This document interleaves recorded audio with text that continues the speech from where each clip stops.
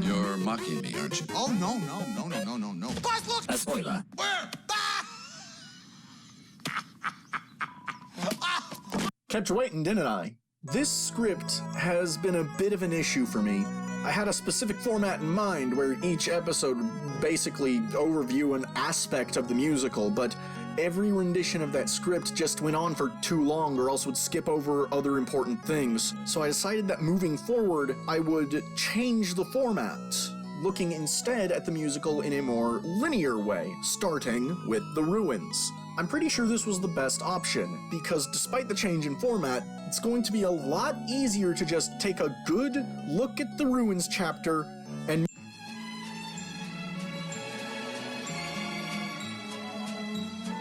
Okay, sorry if this sounds harsh, but issues spring up right off the bat. Once upon a time, Your Best Friend, Fallen Down, and Ruins, the musical numbers, all play one right after another, with like one line of dialogue in between Fallen Down and Ruins. Now, I don't want to focus too much on the musical numbers here. Even though I've changed the format, I'd still like to save that for its own video. For now, I want to focus on the writing itself, but the pacing is part of that, and the musical numbers keep interfering with the pacing. We've had 4 now, and the story's just getting started. We haven't even left the first room. Disney is the best apt comparison I can make to a musical, and Beauty and the Beast is the best apt comparison I can make to Undertale because it deals with similar themes. And sure, Beauty and the Beast started with a musical number, but it started with a musical number. After that, it started going on with the plot, introducing characters, developing them, building the world. Not every character needs an introductory number. Oh my god! Just save it for the musical numbers episode. My father is a genie. He's crazy. One thing I'll say here is this. Toriel gets the shaft here. It takes way too much time for any of her motherly aspects to shine through, and one of the lyrics is literally, "Your mother is always so proud." Her introductory number does a terrible job of actually introducing her. It takes like 3 minutes for her to just say, "The underground isn't that bad, I'll protect you," which wouldn't be so bad if the artwork did a better job. Whoa, past me! You think you could have worded that a little bit better? So what I think I meant was, the artwork, though good on its own, doesn't actually add any more information than the song it's coupled with. So the song didn't introduce the character that well, and the artwork didn't pick up the slack. Despite being 2 hours shorter than an average playthrough of the game, the musical is moving at a snail's pace, and with pacing like this, it's no wonder things needed to be cut, like the dummy training fight. Or any fight.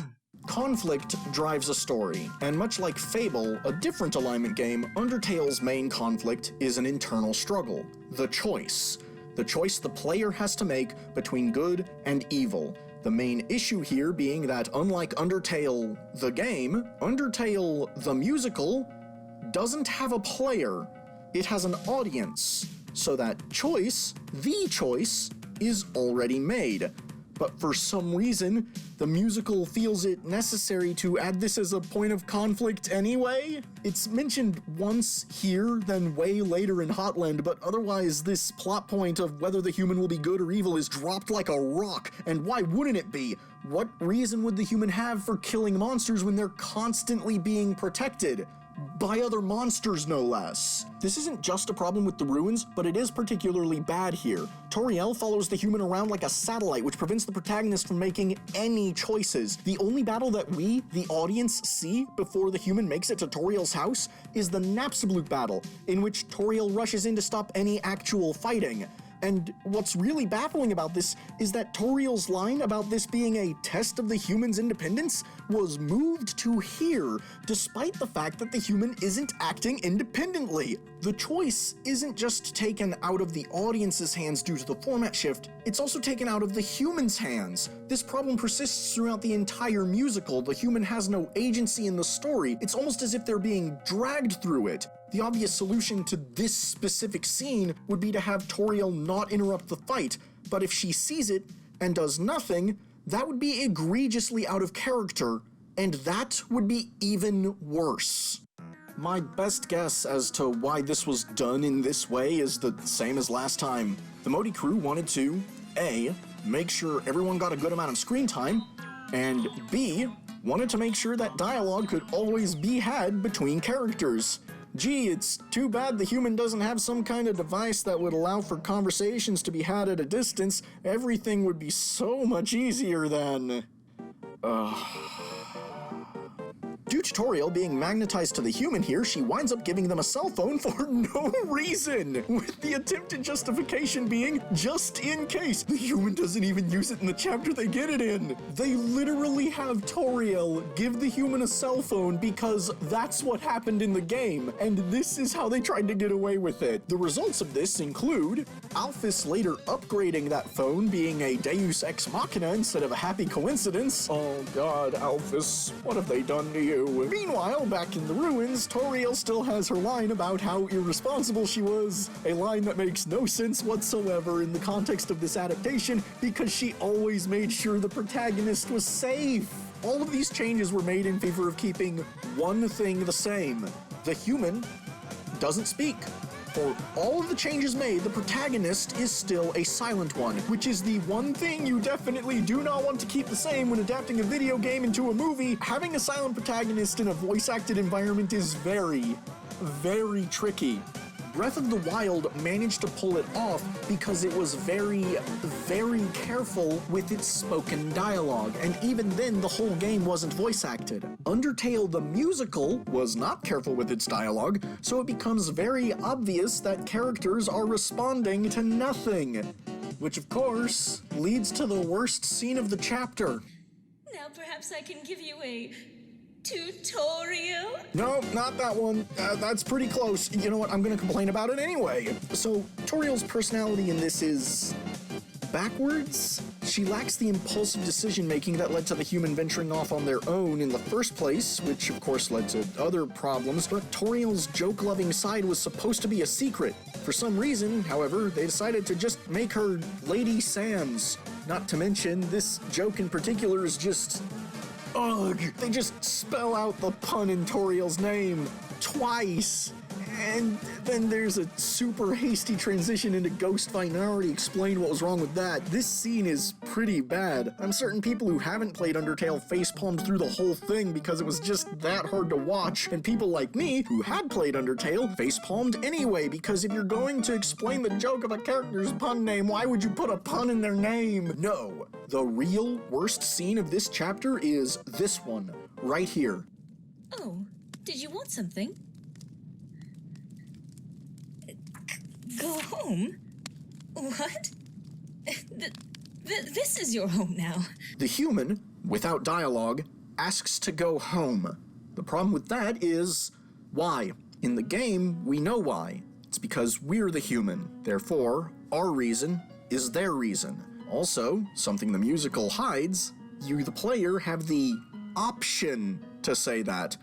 You could just as easily not say that and imply that you don't want to go home. At least, not yet. Remove the player's choice in this scenario, and you create a scenario in which the audience is potentially disconnected from the protagonist. Because the human doesn't talk, we have no context for why the human wants to go home, or why they even climbed Mount Ebot. Reasons that could coincide with one another. All we know is that they do want to go home, but without the answer as to why, all we have is the question, why does the human want to leave?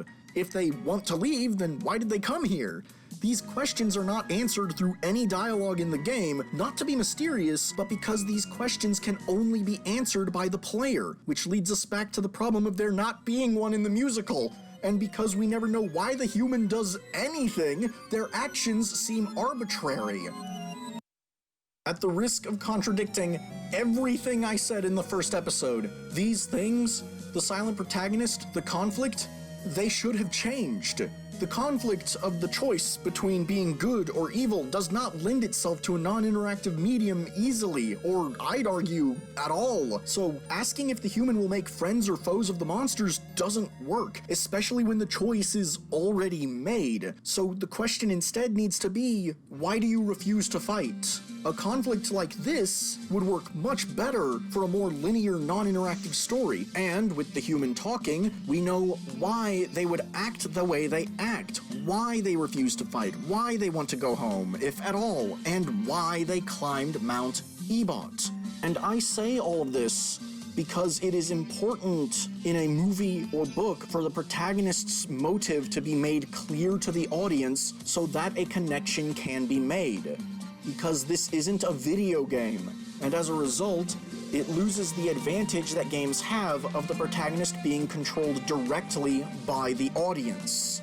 Keeping these things the same and changing so much just to do it was a mistake. None of these things are particularly big mistakes on their own, but they create a domino effect that pervades the entire musical, and the easiest way to fix that would be to change the conflict and have the protagonist speak. Having an ambiguous protagonist worked as a player avatar, but as a character we're watching, you need to give us a reason to care.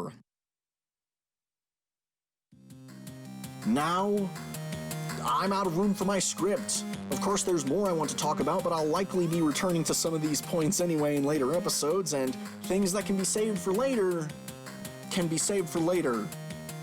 So join me next time when we leave the ruins and take our first step into Snowden, when the next episode comes out in 10,000 years, Sonic!